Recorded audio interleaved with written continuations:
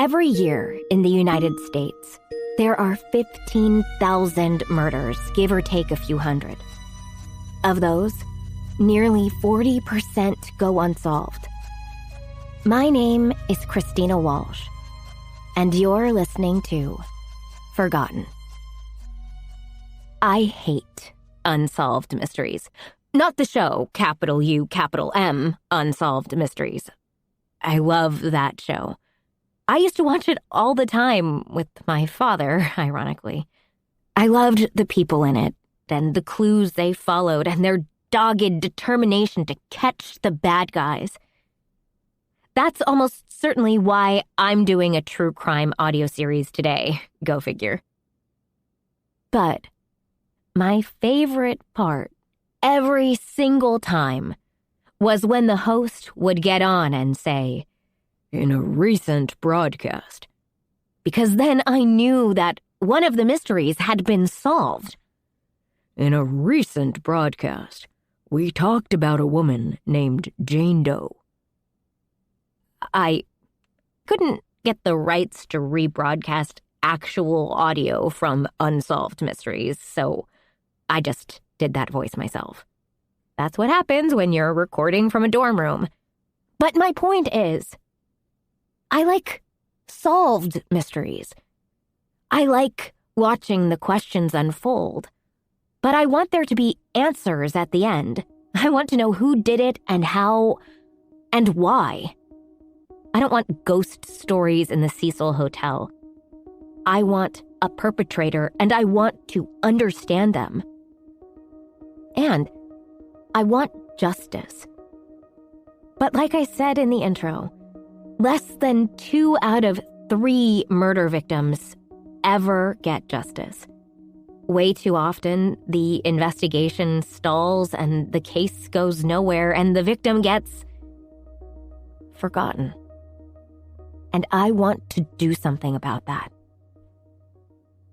The music I played in the intro was Violin Concerto No. 1 by a Polish composer named Karol Szymanowski. And while he's not as famous as maybe he should be, he's not exactly forgotten either. People perform his work all the time. But the odds are very good that you've never heard this recording by this violinist. Let me play a little more for you.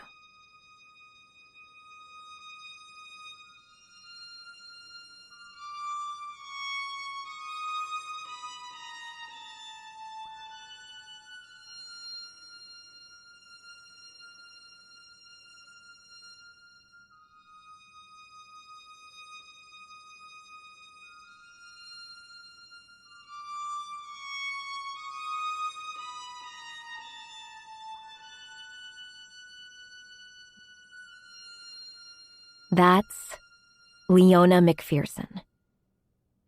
And before she died in 1994, she was a violin prodigy. 22 years old, she played in some of the most prestigious venues in the world with some of the best orchestras and conductors. Riccardo Chailly in Bologna, Seiji Ozawa in Boston.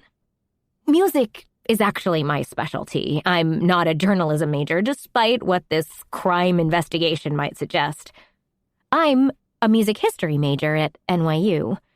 So, not only can I assure you that this performance is incredibly good, I can also tell you that the fact that I've never heard it before is, if not exactly unbelievable, at the very least, strange. A violinist of this caliber from that era is absolutely the kind of thing that should have been on my radar. But Leona isn't really on anyone's radar. Here's my friend Gabriel Lopez, a DJ for a classical music radio station out of NYU. Leona McPherson was a phenomenal talent. Just phenomenal.